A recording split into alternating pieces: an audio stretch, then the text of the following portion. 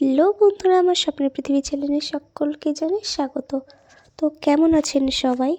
তো আমি গিয়েছিলাম মামার বাড়িতে। তো ওখান থেকে বাড়ি যাওয়ার সময় একটু মনে হলো যে একটু ঘুরে আসি ক্যাফে। তো গেছিলাম ক্যাফে দিনের বেলাতে। আসলে বাড়ি তো যাওয়ার পথে আমাদের ক্যাফটা পড়ে, তো এর জন্য কাকা বলছিল চ একটু ঘুরে আসি।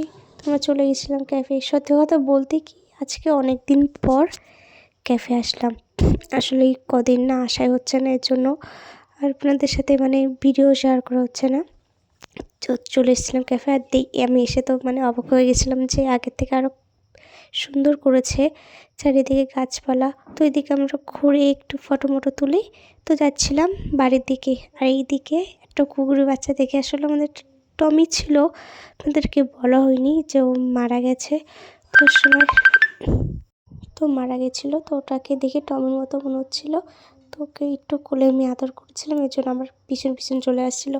তো আমরা ক্যাব থেকে বেরিয়ে এখন যাচ্ছিলাম বাজারের দিকে। আসলে প্রতি শুক্রবার করে বা মঙ্গলবার করে আমাদের এখানে হাট বসে। তো কাকা গেছিলো বাজার করতে, আর এদিক থেকে অনেক বাজার করা হয়ে গেছে। তো আজকে এটুকু দেখা যাচ্ছে।